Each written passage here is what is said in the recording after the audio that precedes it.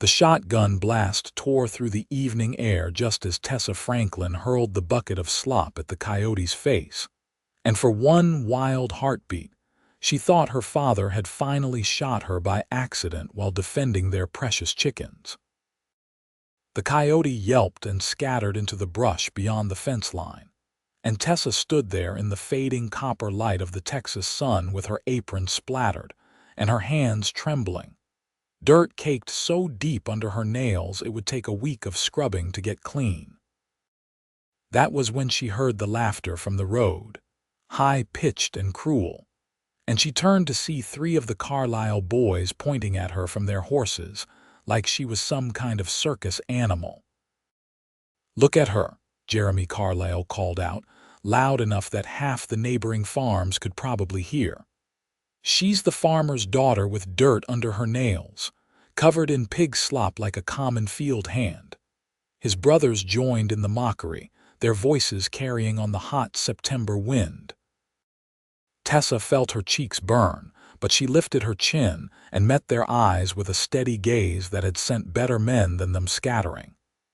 She was 19 years old, and she had been working this land since she was tall enough to reach a hoe handle. Her mother had died when she was 12, leaving her to manage the household while her father struggled to keep their 200 acres of dusty Texas soil producing enough to survive. The year was 1876, and the land around El Paso was unforgiving at best and deadly at worst. Pretty hands and clean fingernails would not keep a family fed through winter. She turned her back on them deliberately, making a show of checking the chicken coop latch even though her hands still shook with humiliation and rage. They finally rode off whooping and hollering, and Tessa allowed herself one moment of weakness, pressing her forehead against the rough wood of the fence post and fighting back the burning in her eyes. She would not cry over men like that. She would not. Those boys should learn some manners before someone teaches them the hard way. Tessa spun around so fast, she nearly lost her footing in the loose dirt. The man standing at the edge of their property line was massive, easily 6.5 feet tall with shoulders so broad they blocked out a considerable portion of the darkening sky. His hair fell past his shoulders in thick, dark waves, and his face was weathered and tanned from years under the sun. He wore buckskin and leather, and a rifle was slung across his back with the easy familiarity of someone who had carried weapons their entire life. His arms were corded with muscle visible even beneath his clothing, and his hands looked like they could snap a tree branch without much effort. Mountain men occasionally passed through El Paso on their way to or from the high country, but this was the first time one had stopped at their farm. "They are just boys with too much time and too little sense," Tessa said, forcing her voice to remain steady. "Nothing I cannot handle." The mountain man's eyes were a startling shade of blue-gray, like storm clouds over distant peaks. He looked at her for a long moment, and Tessa felt suddenly conscious of her stained apron, her dirt-smudged face, her work-roughened hands. But there was no mockery in his gaze, only something that looked almost like respect. "I saw you throw that slop at the coyote," he said. "Quick thinking. Most women would have just screamed." "Screaming does not save chickens," Tessa replied. "Were you looking for my father?" "He is in the south field checking the irrigation ditches." The man shook his head slowly. "I was looking for work, actually. Name's Pierce Brennan. I've been trapping in the mountains up north, but I figured it might be time to settle somewhere for the winter season. Heard in town that some of the farms around here might need extra hands before the cold sets in." Tessa studied him carefully. They could certainly use the help. Her father's back had been troubling him more and more, and there was still so much work to be done before winter. The barn roof needed repairs, the well needed to be deepened, and half the fence line was falling apart.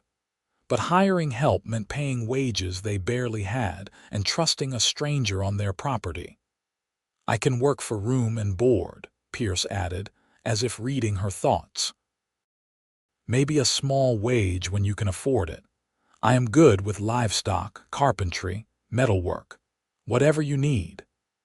There was something honest in his face that made Tessa want to trust him, even though everything her father had taught her said to be cautious of strangers. I will need to speak with my father, she said finally. But you can water your horse at the trough there. I will go find him. She walked toward the south field without waiting for his response, her mind already racing through the possibilities. Her father would be suspicious, certainly, but he would also see the practical value in having help. She found him exactly where she expected, knee-deep in the irrigation ditch with his shirt soaked through with sweat despite the cooling evening air. Thomas Franklin was only 43, but the hard life of farming had added years to his face and a permanent stoop to his shoulders. "Papa," she called out, "there is a man here looking for work. Says his name is Pierce Brennan, a mountain man wanting to winter over in exchange for room and board."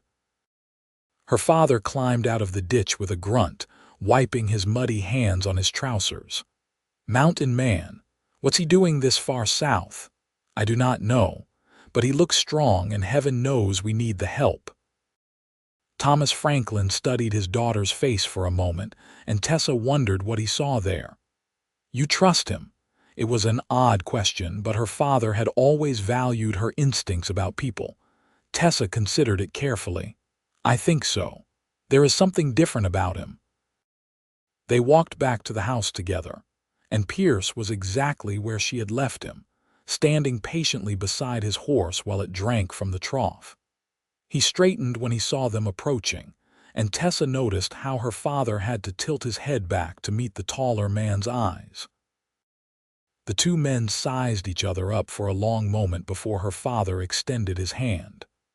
"Thomas Franklin, this is my daughter Tessa. She says you are looking for work." Pierce shook his hand firmly. "Yes, sir. I can earn my keep. I am good with my hands and I am not afraid of hard labor." "Can you repair a barn roof?" "Yes, sir. Deepen a well. Done it before. Handle trouble if it comes." Pierce's expression did not change, but something flickered in those storm cloud eyes. "I can handle trouble." Thomas Franklin nodded slowly. "The bunkhouse is not much, but it is dry and has a decent stove. 3 meals a day, and I will pay you $2 a week once the harvest is in. We do not have much, but what we have we share fairly. You work hard, you will be treated with respect. You cause problems, you leave." "Those are my terms." "Fair terms," Pierce agreed. "I will get my gear." That night at dinner, Tessa found herself stealing glances at their new hired hand while she served the beef stew and cornbread. Pierce ate with quiet efficiency, answering her father's questions about his background without elaboration. He had grown up in the mountains of Colorado, he said, learning to trap and hunt from his father. He had lived alone for the past several years, mostly surviving on what he could catch and trade. He was 26 years old and he had never been married. "Why El Paso?" Thomas asked. "Seems like an odd choice for a mountain man." Pierce was quiet for a moment, his large hands wrapped around the tin coffee cup Tessa had poured for him. "I got tired of being alone," he said simply. "The mountains are beautiful, but they are lonely. I wanted to be around people again, even if just for a season." Tessa understood that loneliness more than she cared to admit. Since her mother's death, she had poured all her energy into the farm, leaving little time for socializing or courting. The young men in town mostly ignored her anyway, preferring the daughters of merchants and bankers who had soft hands and pretty dresses. She was too rough, too independent, too willing to speak her mind. The Carlisle boys' mockery earlier had stung precisely, because it was not the first time she had heard such comments. After dinner, Pierce excused himself to settle into the bunkhouse, and Tessa began clearing the dishes. Her father sat at the table smoking his pipe, watching her with that thoughtful expression he got when he was working through something difficult. "He seems like a good man," Thomas said finally. "Yes," Tessa agreed, pumping water into the basin. "Strong, capable." "Yes." "You be careful, daughter." Tessa turned to look at her father, her hands dripping. "Careful of what?" Thomas Franklin met her eyes steadily. "You are a beautiful young woman, Tessa, even if you do not see it yourself, and we will be living in close quarters with a stranger." "I am just saying to be careful. Papa, I am not some delicate flower who needs protecting from hired help. I know that, but I also know that you have not had much experience with men, and I would hate to see you hurt." Tessa felt her cheeks warm. "I can take care of myself." Her father smiled gently. "I know you can, sweetheart, but sometimes the heart needs more protecting than the body." The next morning began before sunrise, as all farm mornings did. Tessa was already cooking breakfast when Pierce knocked on the kitchen door, his hair still damp from washing at the pump. She served him scrambled eggs, bacon, and fresh biscuits, and tried not to notice the way his presence seemed to fill the entire kitchen with a kind of solid, reassuring strength. "What needs doing first?" he asked Thomas. "Barn roof. Some of the shingles are loose, and we cannot afford to have rain getting in and ruining the hay stores." Pierce nodded and headed out to assess the damage. Tessa watched through the window as he climbed the ladder with easy confidence, his movements efficient and sure despite the height. Her father had been putting off the roof repair for weeks because his fear of heights made the work treacherous. But Pierce moved across the steep slope like he was walking on level ground. She forced herself to focus on her own tasks, hauling water for the vegetable garden and feeding the chickens. The morning sun was already brutal, promising another scorching day. By mid-morning, sweat was rolling down her back and her muscles ached from the constant lifting and carrying. She was hauling the fourth bucket from the well when Pierce appeared beside her. "Let me," he said, reaching for the rope. "I can manage." "I know you can, but there is no sense in both of us working ourselves to exhaustion when I can handle the heavy hauling." Tessa hesitated, pride warring with practicality. Finally, she stepped back and let him take over. Pierce hauled up the bucket with an ease that would have been insulting if it was not so obviously just a statement of fact. He was stronger than her. That did not make her weak. "The garden?" he asked, nodding toward her watering can. "Yes. The tomatoes and beans will not survive without daily water in this heat."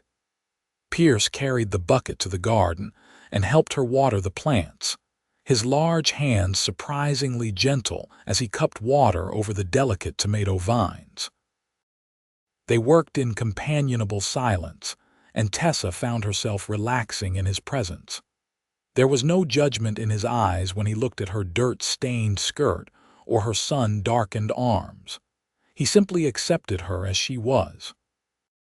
"You have a good setup here," Pierce said, studying the neat rows of vegetables.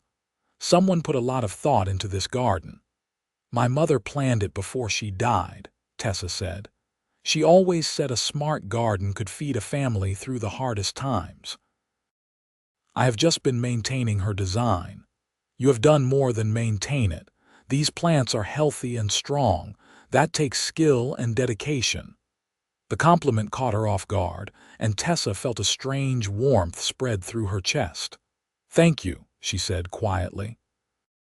They continued working together through the morning, and Tessa found herself noticing little things about Pierce. The way he always asked before taking on a new task, respecting her knowledge of the farm. The way he was careful around the animals, speaking to them in a low, soothing voice. The way his eyes crinkled at the corners when he smiled, which was rarely but genuine when it happened. Around noon, she called him in for lunch. Her father had ridden into town to purchase some supplies, leaving them alone at the farm. Tessa served cold chicken and fresh bread with butter, and Pierce ate gratefully. "You are a good cook," he said. "Better than anything I have had in years. When you are comparing it to whatever you catch and cook over a campfire, I imagine anything tastes good." Pierce actually laughed at that, a deep rumbling sound that made something flutter in Tessa's stomach. "Fair point. But I have eaten in restaurants and hotels, and your cooking is still better." They were interrupted by the sound of horses approaching. Tessa looked out the window and felt her heart sink. The Carlyle boys were back, all three of them, and they were heading straight for the house. Pierce noticed her expression. "Trouble, the same boys from yesterday. They like to cause problems." Pierce stood, and Tessa was struck again by his sheer size. He moved to stand near the door, not quite blocking it but close enough that anyone entering would have to deal with him first. Jeremy Carlyle dismounted and swaggered up to the porch, his brothers flanking him. He pounded on the door with unnecessary force. "Tessa Franklin, we want to talk to you." Tessa opened the door, keeping her expression neutral. "What do you want, Jeremy?" Jeremy's eyes slid past her to Pierce, and some of the bravado drained from his face. "Who's this?" "Pierce Brennan. He works for my father." "What do you want?" Jeremy's attention snapped back to her, his confidence returning now that he had his brothers behind him. "We came to apologize for yesterday. We were just having some fun, but the boys and I talked it over and figured maybe we were a bit rough." Tessa did not believe him for a second. The Carlyle boys had never apologized for anything in their lives. "Fine. Apology accepted. You can go now." "Now wait just a minute," Jeremy said, holding up his hands. "We also wanted to invite you to the barn dance next Saturday. Figure it is time you got out and socialized some, maybe found yourself a proper suitor." The implication was clear and insulting. Tessa felt her temper rising. "I am not interested in attending, and I am certainly not interested in any suitors you might suggest." "Come on now, Tessa. You are not getting any younger, and it is not like you have men lining up. A girl like you should take what she can get." Pierce moved then, stepping past Tessa and onto the porch. He did not say anything, just stood there with his arms crossed, his muscled frame radiating quiet menace. The Carlyle boys took an involuntary step backward. "The lady said she is not interested," Pierce said, his voice low and calm. "Time for you to leave." Jeremy tried to puff himself up, but it was like a rooster trying to intimidate a bear. "This is none of your business, mountain man. We are talking to Tessa." "And Tessa answered you. Now you are leaving. You cannot tell us what to do on public land." Pierce took one step forward, just one. But it was enough. The Carlyle boys stumbled over themselves getting back to their horses, their faces red with embarrassment and anger. "This is not over," Jeremy shouted as they rode off. "You tell your father he will regret hiring drifters." Tessa watched them disappear down the road, her heart pounding. She turned to Pierce, expecting to see anger or aggression, but his expression was calm as ever. "Sorry if I overstepped," he said, "but men like that only understand one kind of language." "You did not overstep," Tessa said firmly. "Thank you." Pierce nodded and went back to his lunch as if nothing had happened. But Tessa could not quite shake the feeling that something had shifted between them. He had defended her without hesitation, without expecting anything in return. It was different from her father's protection, which came from obligation and love. Pierce barely knew her, and yet he had stood up for her dignity as if it mattered to him personally. The afternoon passed quickly, both of them returning to their work. Pierce finished the barn roof and moved on to inspecting the well, while Tessa tackled the seemingly endless task of mending clothes and linens. Her father returned from town in better spirits than usual, having gotten a fair price on the supplies he needed. "How did the work go?" Thomas asked Pierce over dinner. "Barn roof is secure. The well needs some work, but it is doable. I will start on it tomorrow." Good, good. I heard some interesting news in town. Apparently, the Carlisle boys have been telling everyone that we hired some dangerous drifter who threatened them with violence. Tessa set down her fork with a clatter. That is not what happened at all. They came here harassing me, and Pierce simply asked them to leave. Thomas held up his hand. I am not accusing anyone. I am just telling you what is being said. The Carlyles have influence in this town, and they are not above using it to cause trouble. Pierce met Thomas's eyes steadily. I will not bring trouble to your door, sir. If my being here is going to cause problems for you and your daughter, I will move on. No, Tessa said quickly, surprising herself with her vehemence. You are not going anywhere. We need you, and you have done nothing wrong. Thomas looked between his daughter and their hired hand, and something knowing crossed his face. Tessa is right. You stay. We do not bow to bullies in this family. The next few days fell into a comfortable rhythm. Pierce worked tirelessly from dawn until dusk, accomplishing more in a few days than Tessa and her father had managed in weeks. He deepened the well, repaired the fence line, reshod their horses, and even fixed the front porch steps that had been wobbling for months.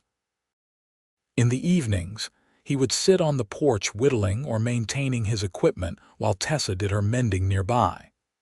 They talked sometimes, sharing stories about their lives, but often they just enjoyed the comfortable silence. Tessa learned that Pierce had lost his parents to illness when he was 18, which had driven him into the mountains seeking solitude and purpose. He had lived rough for years, surviving on his skills and instincts. He could track anything that moved, read weather patterns like most people read books, and survive for weeks with nothing but a knife and his wits. But despite his rugged exterior, he had a gentle soul. She saw it in the way he treated the animals, in the care he took with her mother's garden, in the respect he showed her father. On Sunday, Tessa's father insisted they all take the day to rest and attend church services in town. Tessa had mixed feelings about going. She believed in God, but she had grown tired of the judgmental stares and whispered comments from the other churchgoers. Still, her father valued the weekly service, so she put on her best dress and tried to look presentable. Pierce emerged from the bunkhouse in clean clothes, his long hair tied back, and Tessa felt her breath catch. He was undeniably handsome in a rough, untamed way that made the men in town look soft and weak by comparison. She quickly looked away before he could catch her staring. The ride into El Paso took about 30 minutes, and the church was already filling up when they arrived. Tessa felt the eyes on them immediately, saw the whispers behind raised hands. Pierce seemed oblivious, following them to their usual pew with quiet dignity. The service was led by Reverend Matthews, a kind man in his 60s who actually practiced what he preached about: charity and compassion.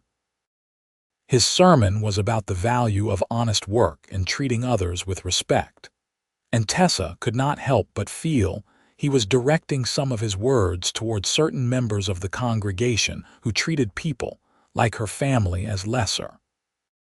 After the service, they were making their way to the wagon when Eleanor Simmons approached with her daughter Catherine in tow. Eleanor was one of the wealthiest women in El Paso, and she never let anyone forget it. Thomas Franklin, she said with a tight smile. I see you have brought your hired help to church. How progressive of you. Pierce is welcome anywhere we go, Thomas replied evenly.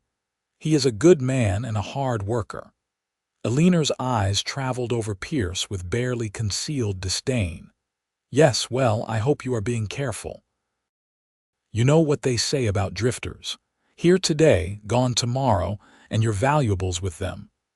Tessa felt anger flash through her. Pierce has been nothing but honorable since he arrived. Perhaps you should worry more about the character of your own company. Eleanor's face flushed. I beg your pardon. I saw your son, William Short, changing the Mexican farmhands last week. If you want to talk about theft and dishonor, perhaps start there." The gathered crowd had gone silent, watching the confrontation with eager eyes. Eleanor Simmons drew herself up to her full height. "How dare you speak to me that way? Your mother would be ashamed of what you have become." Tessa Franklin, a rough, unmannered field hand with no prospects and no sense of her place. The words struck deep, and Tessa felt tears burning behind her eyes. But before she could respond, Pierce stepped forward. "Mrs. Simmons," he said quietly, but his voice carried in the sudden silence. "I have lived in the mountains for years, far from so-called civilization. I have known bears with more grace than you are showing right now, and wolves with more compassion. Miss Franklin works harder in a day than most people work in a week. She keeps her family's farm running through her own sweat and determination. She has dirt under her nails because she works hard, and that is something to be respected, not mocked. If this town cannot see the value in that, then this town is not worth her time."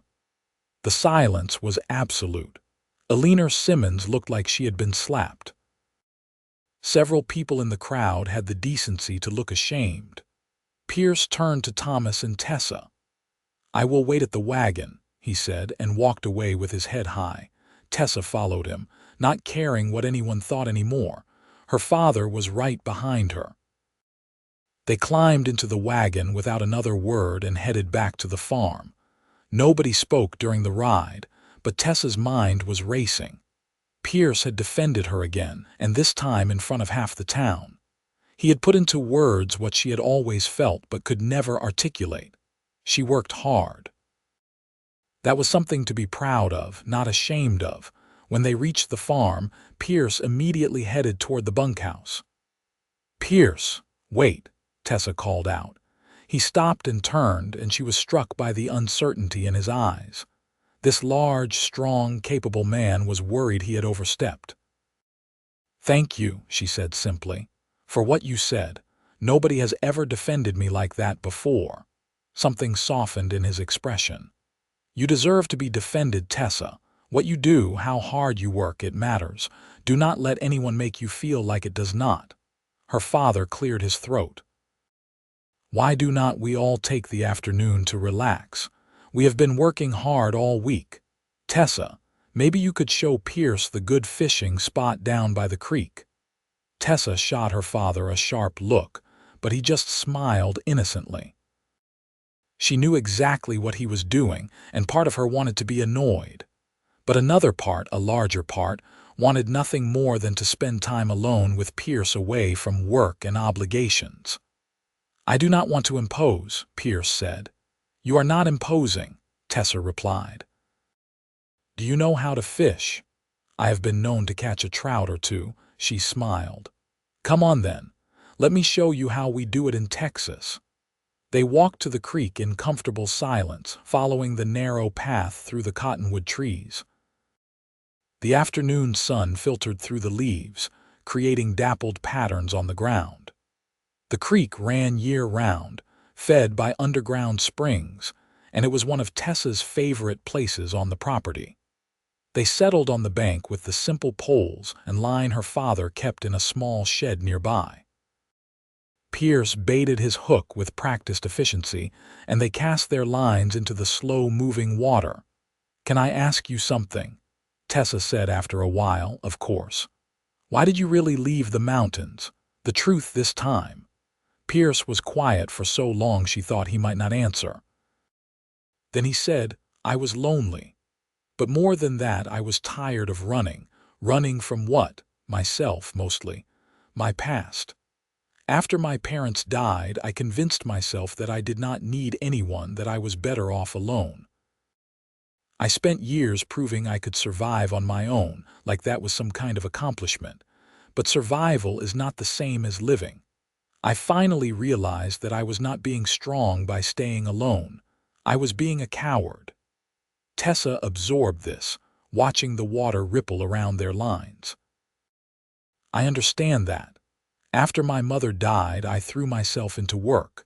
I told myself it was to help my father to keep the farm running. But really, I think I was afraid. Afraid of getting close to anyone, afraid of losing someone else I loved. Are you still afraid? She turned to look at him and found him already watching her with those storm cloud eyes. Yes, she admitted, but maybe not as much as I was. Pierce reached over and took her hand, his calloused palm warm against hers. I am afraid too, but I am also tired of letting fear make my decisions.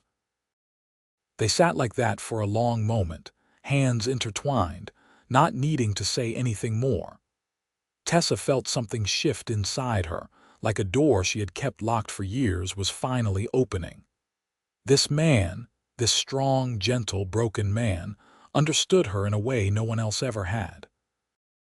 A fish tugged on her line, breaking the moment, and she laughed as she reeled it in.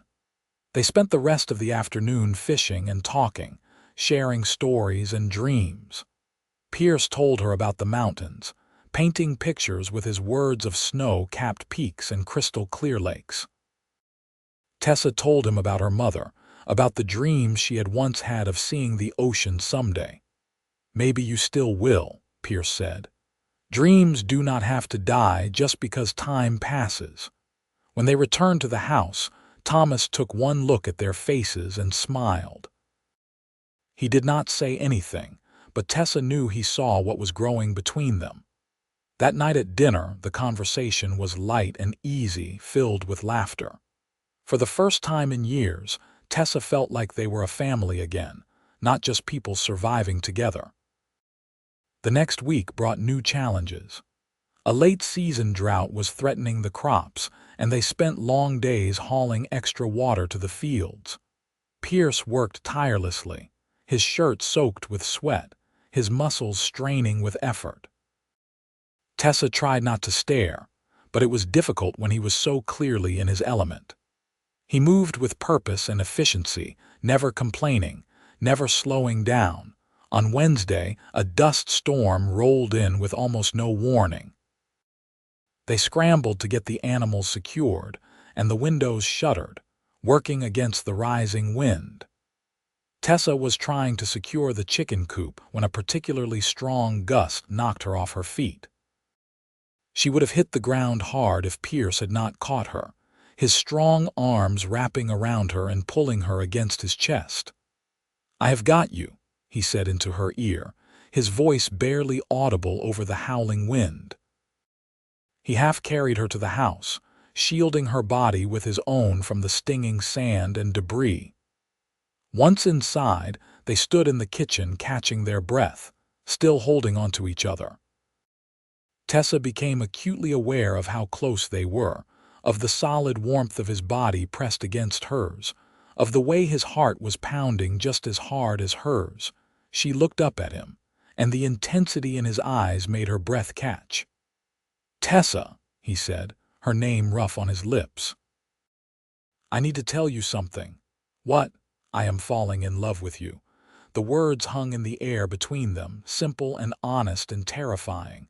Tessa felt her own heart clench with a mixture of joy and fear. "Pierce, you do not have to say anything," he said quickly. "I just needed you to know. I have never felt this way about anyone, and I could not keep it inside anymore." Tessa reached up and cupped his face with her work-roughened hand. "I am falling in love with you too. I think I have been since the first day, and it scares me to death." Pierce lowered his head and kissed her, gentle at first but deepening as she responded. Tessa had been kissed before, clumsy attempts by boys at county fairs, but this was different. This was a man who knew what he wanted, who had chosen her despite all her rough edges and imperfections. She kissed him back with all the longing and loneliness she had been carrying for years. When they finally broke apart, both breathing hard, Tessa rested her forehead against his chest. "What do we do now?" "We take it one day at a time," Pierce said, running his fingers through her hair. "I am not going anywhere, Tessa, not unless you want me to." "I do not want you to, I want you to stay." "Then I will stay." The storm raged outside for hours, but inside the house, Tessa felt safer than she had in years. Her father had wisely made himself scarce, retreating to his room to give them privacy. She and Pierce sat on the couch talking until late into the night, making plans and sharing fears. He told her he wanted to make a real life here, not just work for wages, but maybe start his own small ranch someday. She told him about her dream of expanding their farm, of maybe hiring other families to work the land and creating a real community. "We could do it together," Pierce said. "Build something lasting." "Yes," Tessa agreed. Together. Over the next few weeks, their relationship deepened and grew. They stole moments together whenever they could, holding hands during evening walks, sharing quiet conversations over morning coffee, stealing kisses when her father was not watching. Thomas, for his part, seemed pleased with the development. He had grown to trust and respect Pierce, and he could see how happy his daughter was, but their happiness was threatened when the Carlisle boys escalated their harassment. First, they spread rumors through town that Tessa was behaving inappropriately with the hired help. Then they started causing actual damage, cutting fence lines and spooking the cattle. Thomas wanted to ride into town and confront their father, but Pierce counseled patience. "Men like that want a reaction," he said. "They want to provoke us into doing something that will make us look bad. We need to be smarter." They started taking turns keeping watch at night, and on the third night, their vigilance paid off. Pierce spotted 3 figures sneaking toward the barn around midnight. He woke Thomas and Tessa, and they confronted the Carlisle boys red-handed with cans of kerosene, clearly planning to start a fire. "Drop those cans and get on your horses," Thomas said, his shotgun leveled at them. "And you can tell your father that if I see any of you on my property again, I am shooting first and asking questions later." The boys fled, and the next morning Thomas rode into town to file a formal complaint with the sheriff. The Carlisle family was influential, but attempted arson was a serious crime. The sheriff, a fair man named Jake Porter, took the complaint seriously and paid a visit to the Carlisle ranch. The harassment stopped after that, though the dirty looks and whispered comments in town continued. Tessa found she cared less and less what people thought. She had Pierce, she had her father, and she had the farm. That was enough. In late October, as the weather finally started to cool, Pierce asked Thomas for permission to court Tessa formally with the intention of marriage. Thomas gave his blessing without hesitation. "You have my permission and my gratitude. I could not ask for a better man for my daughter." Pierce proposed to Tessa that evening by the creek where they had first really talked. He did not have a ring yet, but he promised to get her one as soon as he could afford it.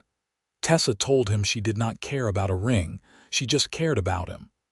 "Marry me anyway," he said. "We can have a small ceremony, just us and your father and the Reverend. Start our life together right." "Yes," Tessa said, tears streaming down her face. "Yes, I will marry you." They were married 3 weeks later in a simple ceremony at the farm. Reverend Matthews performed the service on a beautiful November afternoon with the cottonwood trees blazing gold in the sun. Tessa wore her mother's wedding dress, altered to fit her taller frame. Pierce wore new clothes purchased in town, his long hair neatly tied back. Thomas gave his daughter away with tears in his eyes, and the Reverend pronounced them husband and wife. Their wedding night was spent in the farmhouse, Thomas having graciously moved to the bunkhouse to give them privacy. Pierce carried Tessa over the threshold, and they made love with a tenderness and passion that left them both shaken. Afterward, lying in each other's arms, Tessa felt a completeness she had never known was possible. "I love you," she whispered into the darkness. "I love you too," Pierce replied. "Forever." Life settled into a new rhythm after the wedding. Pierce was no longer just hired help but family, and he threw himself into improving the farm with renewed energy. He and Thomas worked together to build an addition onto the house, creating a proper bedroom for the newlyweds. They purchased additional livestock and expanded the fields. The hard work paid off, and by spring, they had their best harvest in years. In May, Tessa discovered she was pregnant. The news filled her with joy and terror in equal measure. Pierce was ecstatic, already making plans for the nursery and talking about teaching their child to ride and fish.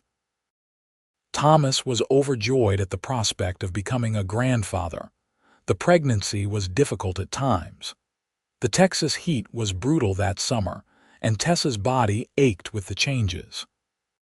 But Pierce was endlessly patient and supportive, taking over her heavier chores without complaint and rubbing her swollen feet each evening. He talked to her growing belly, telling their unborn child stories about the mountains and promising to be the best father he could be. Tessa gave birth in late January of 1878 to a healthy baby boy they named Patrick Thomas Brennan. The labor was long and difficult, but Pierce stayed by her side the entire time, holding her hand and whispering encouragement. When he first held his son, tears streaming down his weathered face, Tessa fell in love with him all over again. Thomas doted on his grandson, spending hours rocking the baby and singing old songs.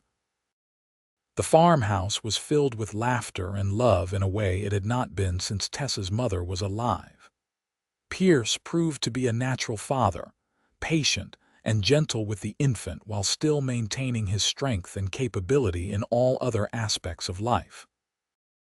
As Patrick grew, the farm continued to prosper. Word spread about the quality of their crops and livestock, and they began getting orders from as far away as San Antonio. Pierce hired 2 additional hands to help with the increased workload, good men he had met in town who needed steady employment.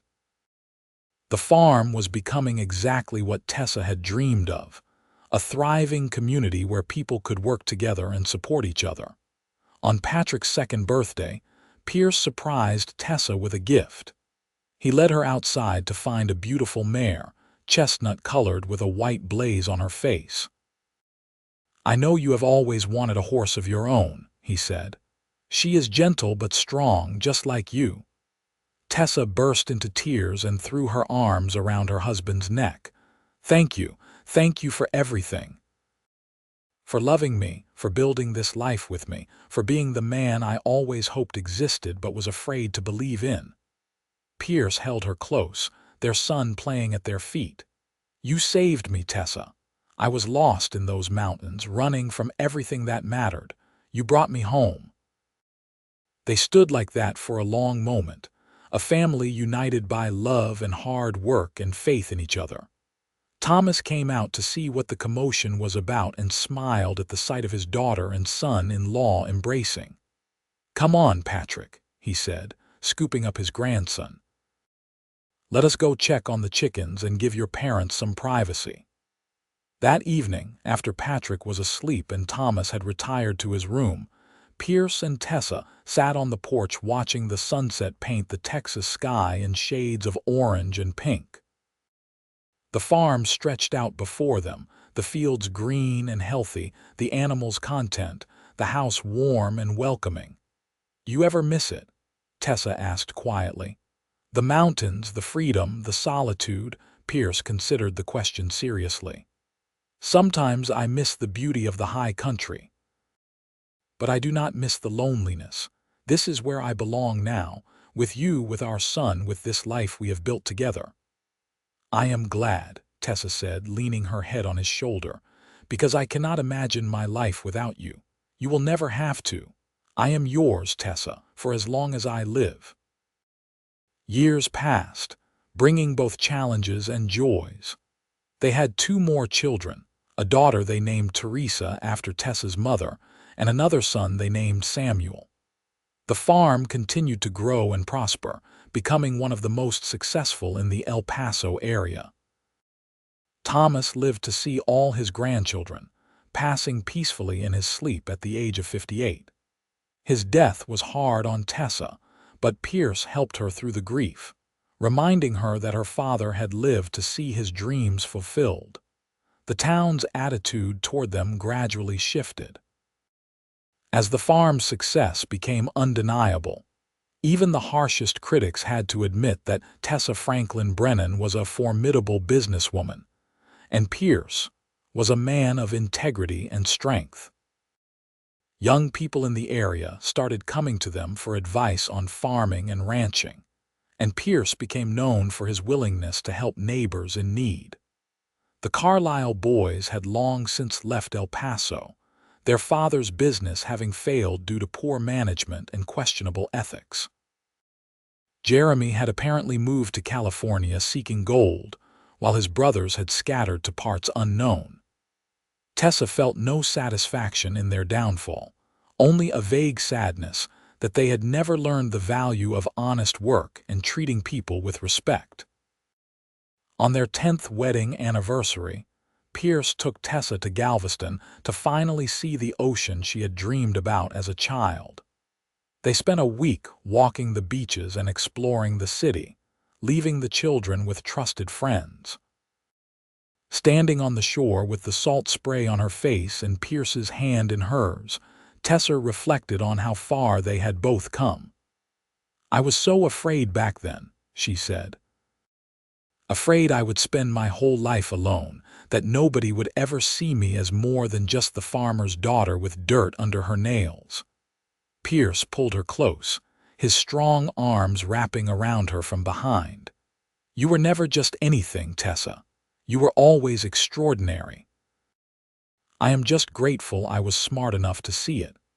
"We saved each other," Tessa said. "You were lost in the mountains, I was lost in my fear and loneliness. We found each other at exactly the right time." "The best thing I ever did was stop at your farm that day," Pierce said.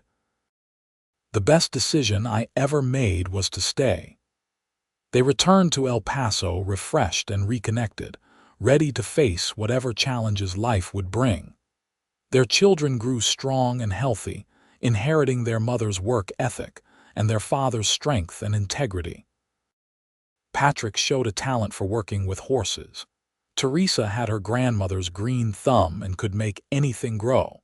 And Samuel had a head for numbers that suggested he might expand the business even further someday. On a warm spring evening in 1890, Tessa and Pierce sat on the porch watching their grandchildren play in the yard. Patrick had married a sweet girl from town and already had 2 children of his own. Teresa was engaged to a young rancher from a neighboring county, and Samuel was courting the schoolteacher's daughter. "We did good," Tessa said, reaching for Pierce's hand. "We did," he agreed. "Built something lasting." Pierce's hair was now streaked with silver, and lines creased his weathered face, but he was still strong and capable at 40. Tessa had a few gray hairs of her own, and her hands bore the permanent marks of a lifetime of hard work, but she had never been happier. The dirt under her nails that the Carlisle boys had mocked so many years ago had helped build an empire of sorts, a legacy of honest labor and integrity. "You remember what you said to Mrs. Simmons that day at church?" Tessa asked. Pierce smiled. "I said a lot of things that day. You said I had dirt under my nails because I work hard, and that was something to be respected. Those words changed everything for me. They helped me see my own worth." "You always had worth, Tessa. I just helped you recognize it." She squeezed his hand. "We helped each other recognize a lot of things. How to love, how to trust, how to build a life worth living." As the sun set over their land, painting the sky in brilliant colors, Tessa reflected on the journey that had brought them here. From that first day, when Pierce had appeared at their property line like an answer to a prayer she had not known how to pray, through all the challenges and triumphs, the heartaches and joys, they had built something beautiful together. Their love story was not the stuff of dime novels or romantic poetry. It was grounded in hard work, mutual respect, and a shared vision of what life could be. They had faced down bullies and drought, illness and loss, never wavering in their commitment to each other and to the life they were building. The farm that had once struggled to survive now employed dozens of people and produced crops that fed families across Texas. The house that had been silent and sad after Tessa's mother's death now rang with the laughter of children and grandchildren. The man who had been lost in the mountains had found his home, and the woman who had been mocked for her dirt-stained hands had proven that hard work and determination could overcome any obstacle. As twilight settled over the land, Pierce pulled Tessa close and kissed her temple. "I love you, Mrs. Brennan." "I love you too, Mr. Brennan, always and forever." They sat in comfortable silence as the stars began to appear, content in the knowledge that they had found what so many people spend their whole lives searching for. They had found love, purpose, and a place to call home. The dirt under Tessa's nails would always be there, a badge of honor and a symbol of everything they had accomplished together. And Pierce would always be the mountain man who had seen her true worth when others only saw a farmer's daughter. Their legacy would live on through their children and grandchildren, through the land they had nurtured and the community they had built. But more than that, their love would endure as a testament to the power of seeing past surface judgments, to recognize the beauty and strength in another person's soul. As the night deepened and the children were called inside, Pierce and Tessa remained on the porch a little longer, neither wanting to break the spell of the perfect moment. Tomorrow would bring new challenges and new joys, but tonight they simply existed together in the peace they had created. "Thank you," Tessa whispered. "For what? For stopping at our farm that day, for staying, for choosing me." Pierce kissed her deeply, pouring 14 years of love and devotion into the gesture. "Thank you for letting me stay, for giving me a reason to come down from the mountains, for showing me what it means to truly live." They finally went inside as the temperature dropped, hand in hand like they had been since the beginning. The farmhouse welcomed them with warmth and light, filled with the evidence of their life together. Photographs on the walls, children's drawings, Teresa's dried flower arrangements, Patrick's carved wooden animals, Samuel's carefully organized books. In their bedroom, they prepared for sleep with the comfortable routine of long married couples. Pierce braided Tessa's still thick hair while she laid out their clothes for the next day. They climbed into the bed they had shared for over a decade, fitting together perfectly as they always had. "You think the children understand how lucky we are?" Tessa asked in the darkness. "I think they will someday, when they have lived enough life to appreciate what we have built. I want them to know that love is worth fighting for, worth working for, that it is not always easy, but it is always worth it." "They will know," Pierce assured her. "We are showing them every day by how we live, how we treat each other, how we face challenges together." Tessa settled into his embrace, her head on his chest, listening to the steady beat of his heart. This was home. Not the land, not the house, but this man who had seen her worth when others only saw her flaws. This man who had defended her honor, built a life with her, and loved her unconditionally through all the years. "Sweet dreams, my love," Pierce murmured, already half asleep. "Sweet dreams," Tessa replied. The years continued to pass in a blur of seasons and celebrations. They weathered economic downturns and personal losses, always leaning on each other for strength. Pierce's body bore the marks of decades of hard labor, but he never complained, and he never stopped working to make their life better. Tessa's hands grew more gnarled with age, but they were still capable and strong, still able to coax life from the soil. When Patrick took over the day-to-day operations of the farm, Pierce and Tessa finally had time to pursue other interests. They traveled some, visiting Teresa and her family in their ranch to the north, spending time with Samuel and his wife in town, where he had opened a successful mercantile. But they always returned home, to the land that had brought them together and the life they had built. On their 25th wedding anniversary, their children threw them a grand celebration. Nearly 100 people attended, testament to the respect and affection the Brennan family had earned in the community. Former hired hands who had moved on to their own farms came to pay their respects. Neighbors who had once whispered about the rough farmer's daughter and the drifter mountain man came to celebrate their enduring love. The mayor of El Paso gave a speech praising their contributions to the community. The Reverend, now quite elderly but still sharp, spoke about the love and commitment they had demonstrated. But the most moving tribute came from Patrick, now a father of 4 himself. "My parents taught me that hard work is honorable, that integrity matters, and that true love is built on respect and partnership," he said, his voice thick with emotion. "They showed me what it means to build a life of meaning and purpose. Everything I am, everything I have, I owe to their example." Tessa wept openly, and Pierce held her hand, his own eyes suspiciously bright. Teresa sang a beautiful song she had written for them, and Samuel presented them with a leather-bound book containing letters and memories from everyone whose lives they had touched over the years. As the celebration wound down and the guests departed, Tessa and Pierce found themselves alone in the garden that had started it all. The tomato plants were heavy with fruit, the bean vines climbed their poles with vigor, and flowers bloomed in profusion.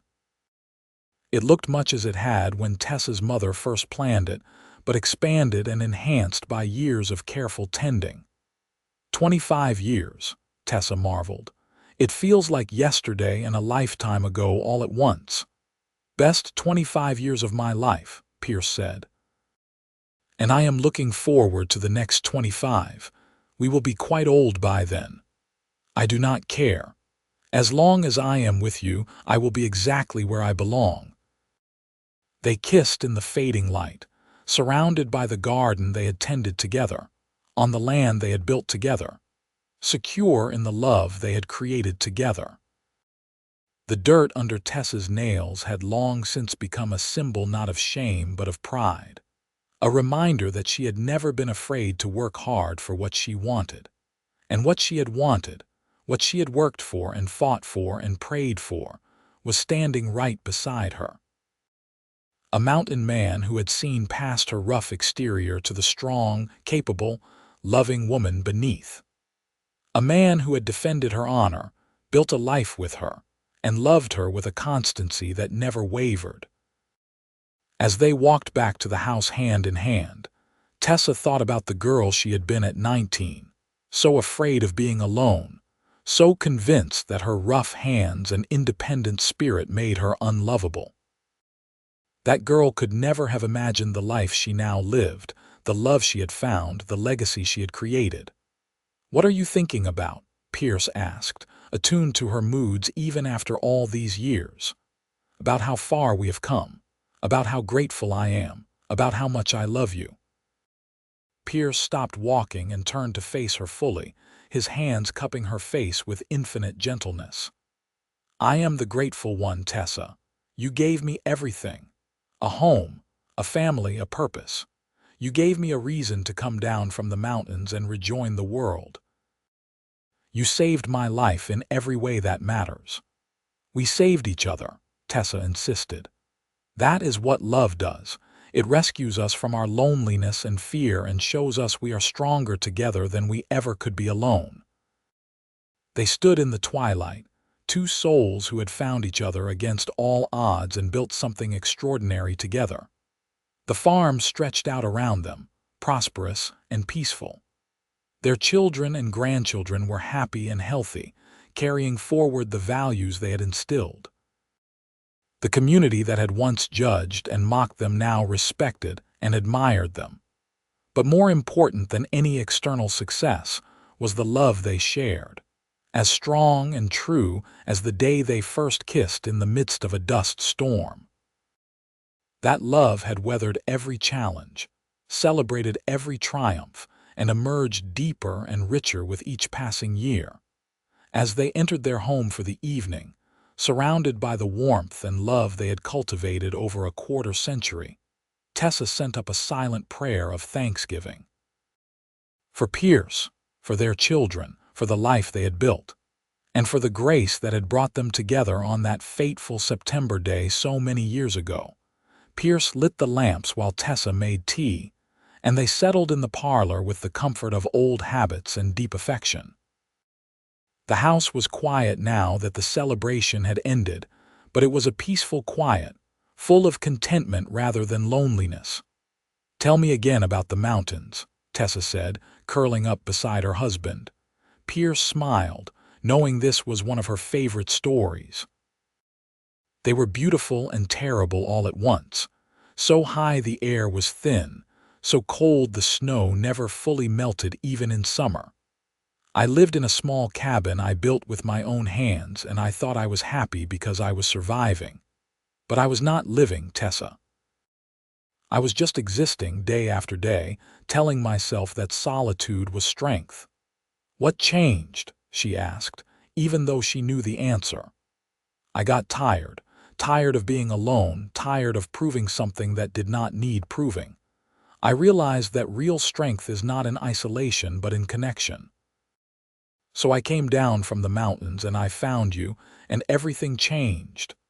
"I am glad you came down," Tessa whispered. "I am so glad." They sat in comfortable silence, sipping their tea and enjoying the simple pleasure of being together. Outside, the Texas night was alive with the sounds of crickets and distant coyotes. Inside, all was peace and contentment. As the years continued to advance, Pierce and Tessa grew old together with grace and gratitude. Their love never diminished, even as their bodies slowed and their hair turned white. They held hands during evening walks, still talked for hours about everything and nothing, still kissed each other goodnight with genuine affection. Their children flourished, building their own successful lives while maintaining close ties to the family farm. Grandchildren became great-grandchildren, each generation carrying forward the legacy of hard work and integrity that Tessa and Pierce had established. On Pierce's 60th birthday, the entire extended family gathered at the farm for a massive celebration. There were now over 30 people who called Tessa and Pierce grandparent or great-grandparent, and the house rang with laughter and love. Pierce, still strong despite his age, held his newest great-grandson and marveled at the life he had built. "Who would have thought," he said to Tessa as they watched the chaos of family around them, "that a lonely mountain man would end up with all of this?" "I knew," Tessa said confidently. "From the first day I saw you, I knew you were meant for great things. You just needed someone to show you the way. You did more than show me the way. You walked beside me every step of the journey." As the sun set on another perfect day, Tessa and Pierce retired to their bedroom, exhausted but happy. They lay in bed talking quietly about the day, about their blessings, about their deep gratitude for the life they shared. "I love you," Tessa said, as she had said thousands of times over the decades. "I love you too," Pierce replied, as he always did. Forever and always. They fell asleep in each other's arms as they had for over 30 years, two souls perfectly matched and deeply content. The dirt under Tessa's nails had long since become legendary in family stories, a symbol of her strength and determination. And Pierce's defense of her that day at church had become the stuff of family lore, told and retold to remind each new generation that true love sees worth where others see only flaws. The farm continued to thrive under Patrick's management, with innovations and improvements that Pierce and Tessa had never imagined. But the heart of the place remained the same, a testament to hard work, integrity, and the belief that everyone deserves respect regardless of their station in life. As Tessa and Pierce entered their final years, they did so without fear or regret. They had lived fully, loved deeply, and built a legacy that would endure for generations. Their love story, which had started with mockery and dirt-stained hands, had become an inspiration to everyone who knew them. On a warm spring morning in their 42nd year of marriage, Pierce woke to find Tessa watching him with a soft smile. "Good morning, my love," she said. "Good morning. What are you thinking about so seriously?" "I am thinking that I am the luckiest woman who ever lived. That every day with you has been a gift, that I would not change a single moment of our life together." Pierce pulled her close, kissing her forehead. "I am the lucky one. You took a broken man and made him whole. You gave me a reason to live instead of just survive." "We healed each other," Tessa said. "That is what true love does." They rose and began another day, moving with the slowness of age but the contentment of a life well lived. The farm was awake around them, the next generation already hard at work. But Pierce and Tessa had earned their rest, and they spent the morning in the garden, tending plants and enjoying the sunshine. As they worked side by side, their movements still synchronized after so many years, Tessa reflected on the miracle of their love. Two lonely souls, broken in different ways, who had found each other and built something beautiful. The mountain man and the farmer's daughter, united by respect, affection, and a shared belief in the value of hard work. The dirt under her nails would always be there, a permanent reminder of the life she had chosen and the work she had done. But now it was also a reminder of the day a stranger had defended her, had seen her worth, had changed her life forever. And Pierce would always carry the memory of that first day, when he had seen a young woman covered in pig slop throwing a bucket at a coyote with fierce determination. He had recognized in her a kindred spirit, someone strong and capable and utterly unafraid to do what needed doing. He had known in that moment that he had found his home. Their love story ended as it had begun, with two people working side by side, building something together, finding joy in the simple act of partnership. When Pierce passed peacefully in his sleep at the age of 72, Tessa mourned deeply, but without bitterness. They had been given 46 years together, far more than many couples received, and every year had been a blessing. She lived another 5 years, surrounded by children and grandchildren and great-grandchildren, all of whom carried forward the values she and Pierce had instilled. When she finally joined him, it was with a smile on her face and dirt under her nails from one last morning in her beloved garden. Their grave markers stood side by side in the family cemetery on the farm, simple stones that read Pierce Brennan, beloved husband and father, and Tessa Franklin Brennan, beloved wife and mother. But their true legacy was not in stone but in the lives they had touched, the family they had built, and the love they had shared. The farm still operates today, now in its 6th generation of Brennan family ownership. And every new generation hears the story of their great-great-great-grandparents, the mountain man and the farmer's daughter who had found each other against all odds and built an empire of love and hard work.